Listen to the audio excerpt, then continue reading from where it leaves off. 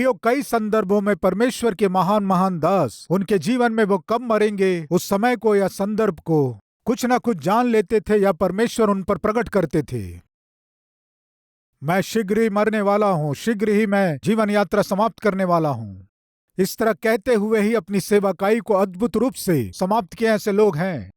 इस तरह अपने विषय में, अपने मृत्यु के विषय में पहले से ही जानने वाले एक व्यक्ति के विषय में आज आपसे बांटना चाहता हूं। आइए, वो व्यक्ति कौन है,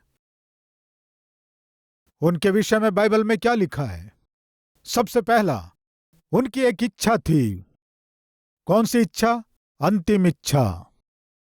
क्या थी वो अंतिम इच्छा? देखेंगे। आइए, व्यवस्था विवरण की पुस्तक 3 अध्याय 23 वचन से पढ़ रहा हूं। उसी समय मैंने यहोवा से गिड़गिड़ाकर विनती की, हे प्रभु यहोवा, तूने अपने दास को अपनी महिमा और बलवंत हाथ दिखाने लगा है। स्वर्ग में और पृथ्वी पर ऐसा कौन देवता है जो तेरे से काम और पराक्रम के कर्म कर सके।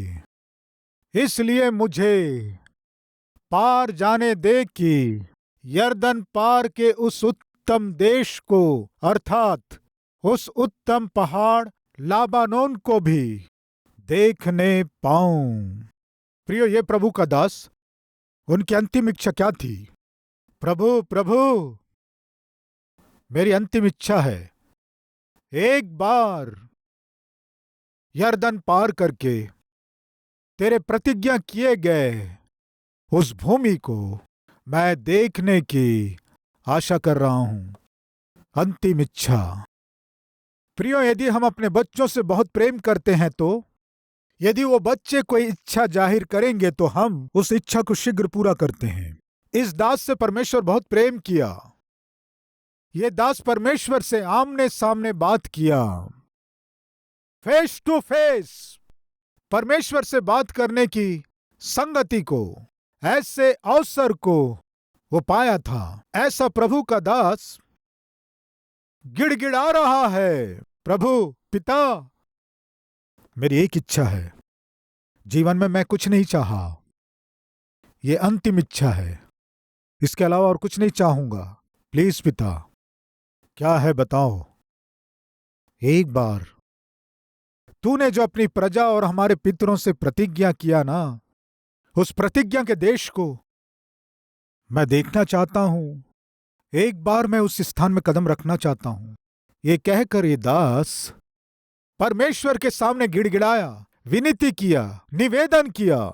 जब उस दास ने परमेश्वर से इतना गिड़गिड़ाया है तो कोई भी प्रार्थना करे उत्तर देने वाला परमेश्वर उसके प्रार्थना करने से, गिड़गिड़ाने से क्या उत्तर दिया देखेंगे। आइए, 26 वचन।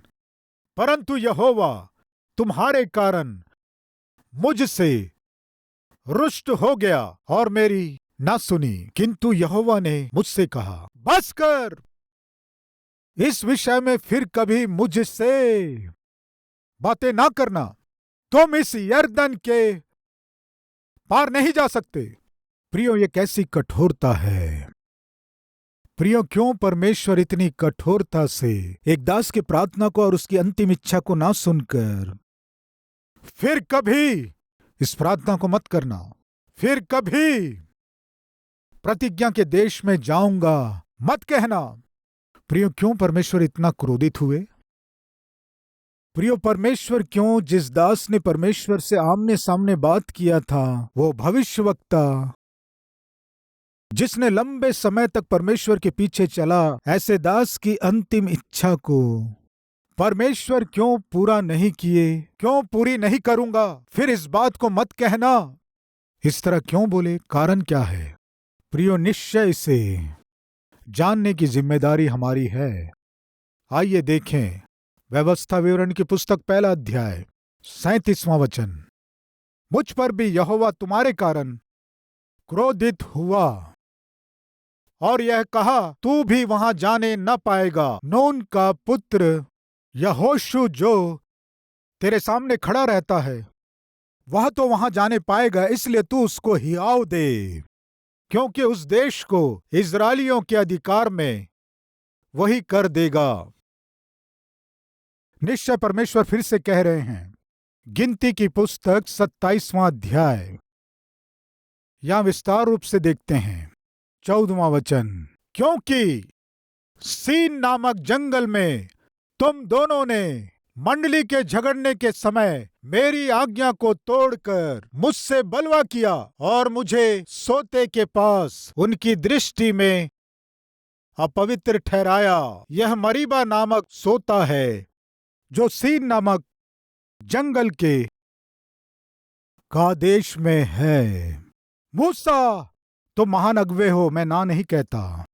तुम महान भविष्यवक्ता हो, मैं ना नहीं कहता। लेकिन तुम प्रतिज्ञा के देश में कदम नहीं रख सकते, क्योंकि तुम और तुम्हारे भाई हारून एक समय में मेरे ऊपर बलवा किए। मेरी आज्ञा माने बिना तुम मेरे ऊपर बलवा किए।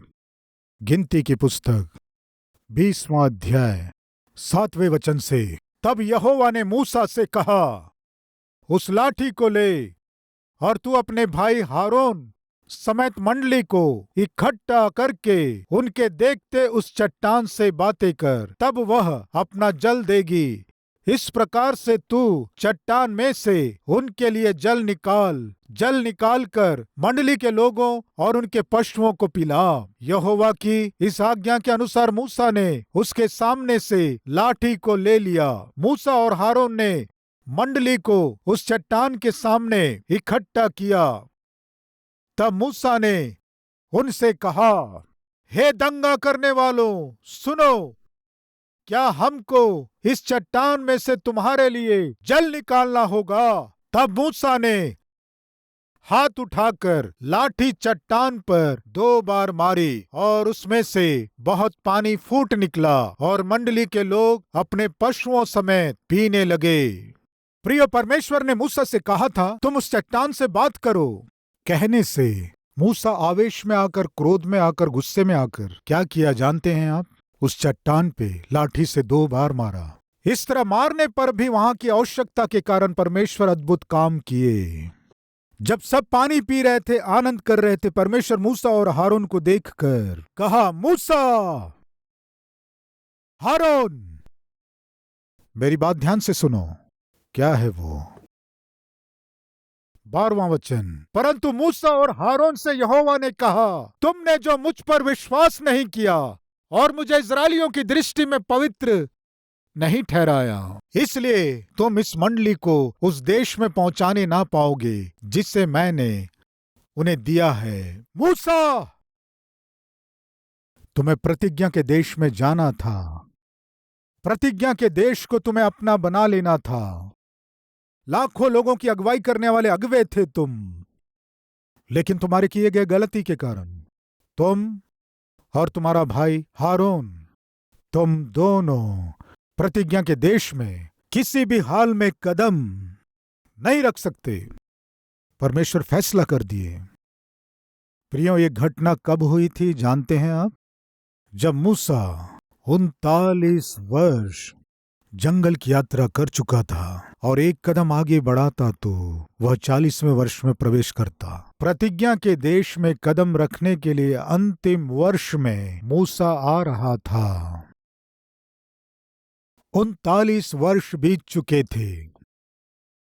परमेश्वर की आज्ञा मानते हुए, लोगों की अगुवाई करते हुए मूसा आगे बढ़ रहा था, लेकिन अंतिम सीढ़ी चढ़ते समय, अंतिम क्षण में पहुंचने के समय मूसा गलत कदम उठाया। प्रियो, मूसा जो परमेश्वर से आमने सामने बात करता था, जिसने परमेश्वर के पास से 10 आज्ञाओं को लेकर आया था, व्यवस्था का रचयिता मूसा जब गलती किया, परमेश्वर सह नहीं पाए। मूसा, तुम प्रतिज्ञा के देश में कदम नहीं रख सकते। चांस को खो दिए हो। क्यों प्रभु? तुम्हारे गलती के कारण। प्रियो, तब आप कह सकते हैं, इसमें कोई बड़ी गलती नहीं दिखाई दे रही है ना? केवल हे दंगा करने वालों कहा था, इस तरह हम सोच सकते हैं, लेकिन पूरी रीति से क्या कहा था, क्या बोला था, हम नहीं जानते हैं। लेकिन भजनकार ने उसे प्रकट किया। भजन 106 उसका 32वां वचन। उन्होंने मरीबा के सोते के पास भी यहोवा का क्रोध भड़काया और उनके कारण मूसा की हानि हुई, क्योंकि उन्होंने उसकी आत्मा से बलवा किया। तब मूसा बिन सोचे बोल उठा। प्रियो, क्या बोला हम नहीं जानते, लेकिन बिन सोचे बोल उठा। जो नहीं बोलना था उसे बोल दिया। उसके मुंह से नहीं निकलना था। क्रोध में था इसलिए वो मुंह से निकल गया। पतियों सावधान, कई बार आप क्रोध से भर उठते हैं। इस तरह क्रोध से भरकर मुंह में जो आता है उसे बोल देते हैं। पत्नियों सावधान, आपके क्रोध और आवेश को अधीन नहीं कर पाने के समय में मुंह में जो आता है उसे बोल देते हैं। इस तरह मुंह में जो आया बोल देना आपके जीवन में आदत पड़ गई है। क्यों ऐसे बात कर रहे हो कहने से गुस्सा आने से मैं ऐसे ही बात करता हूं। कुछ लोग कहते हैं देखो मुझे गुस्सा आ रहा, गुस्सा आने से मैं अच्छा नहीं हूं। यानी अर्थ क्या है? गुस्सा नहीं आया तब तक तो ठीक है, यदि गुस्सा आ गया तो मैं अपना आपा खो देता हूं। प्रियो, सामान्यतः गुस्सा आने से अपना कंट्रोल खो देते हैं। वो गुस्सा ना आए, संयम रखना ही एक आत्मिक व्यक्ति का गुण है। बाइबल बताती है मूसा सारे पृथ्वी के लोगों में सबसे अधिक दीन था, बहुत ही नम्र व्यक्ति था।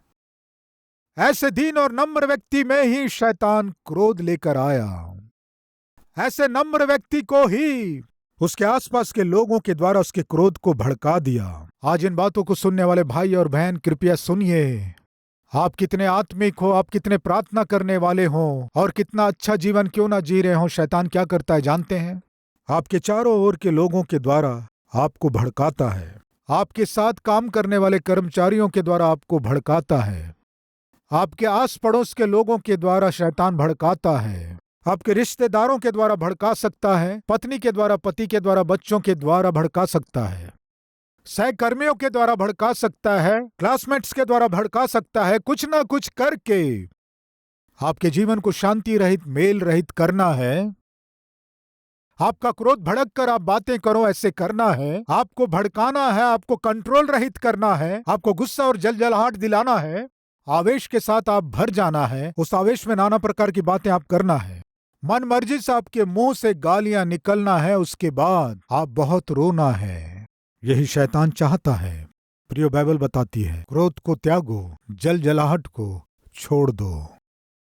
लेकिन मूसा बहुत ही नम्र और दीन व्यक्ति था, फिर भी मूसा को शैतान कुछ लोगों को उकसाकर मूसा बिना सोचे बोले ऐसे कर दिया। प्रिय, आत्मिक जीवन में जो उत्तम स्थान में है ऐसे लोगों को बहुत सावधानी से जीना है। माताओं, पिताओं, आप लंबे समय से अपनी आत्मिकता की रक्षा करते हुए आ रहे हैं क्या? 20 साल से, 40 साल से, 50 साल से, 60 साल से आत्मिकता की रक्षा करते हुए आ रहे हैं क्या? सेवकों और रखवालों, उपदेशकों, एक अद्भुत सेवकाई जब हम करते हैं तो शैतान क्या करता है जानते हैं?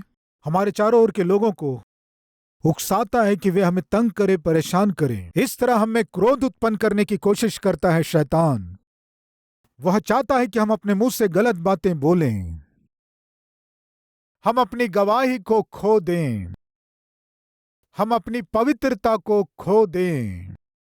फलस्वरूप हम अपने आत्मिकता को और परमेश्वर के साथ की संगति को हम खोकर परमेश्वर जो हमारे लिए छिपा रखे उन आशीषों को हम पा ना सकें। यह शैतान की योजना है। मूसा कह रहा है तुम्हारे कारण मैं बिना सोचे बोल दिया, इसलिए परमेश्वर मुझे डांटा, इसलिए परमेश्वर मुझसे स्पष्ट कह दिया मूसा तुम्हें प्रतिज्ञा के देश में कदम रखने की अनुमति नहीं है। फैसला कर दिए।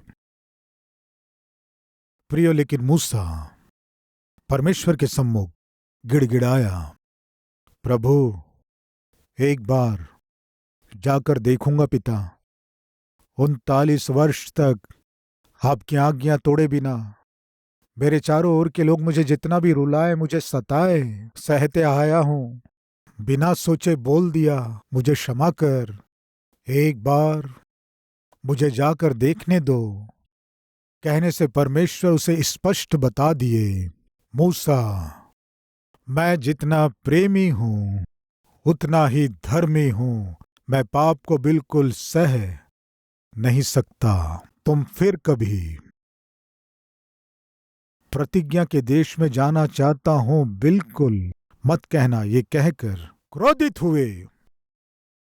लेकिन उसके बाद परमेश्वर ने कहा, ठीक है मूसा,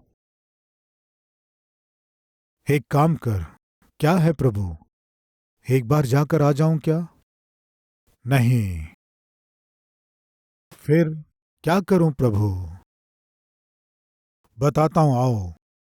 प्रिय, उस दिन परमेश्वर ने मूसा से कहा, उस पहाड़ पर चढ़ो। इस तरह कहा। कौन सा पहाड़? उस पहाड़ के विषय में कल हम और भी कुछ बातों को सीखेंगे। आइए हम प्रार्थना करें, प्रार्थना में सहभागी हों।